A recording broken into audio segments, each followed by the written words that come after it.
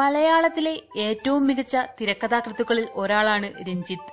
അദ്ദേഹം ഒരേ സമയം വമ്പൻ കൊമേഴ്ഷ്യൽ ഹിറ്റുകളും കലാമൂല്യമുള്ള സിനിമകളും സൃഷ്ടിക്കുന്നയാളാണ്.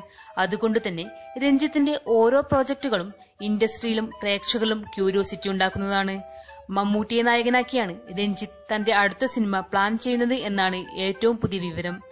കഴിഞ്ഞ ചിത്രമായ ഡ്രാമ നല്ല സിനിമയായിരുന്നെങ്കിലും സാമ്പത്തികമായി വലിയ നേട്ടമായില്ല. അതുകൊണ്ടുതന്നെ കൊമേഴ്ഷ്യൽ മൂല്യം കൂടുതലുള്ള ഒരു കഥയാണ് ഇത്തവണ രഞ്ജിത്ത് തിരഞ്ഞെടുത്തിട്ടുള്ളത്.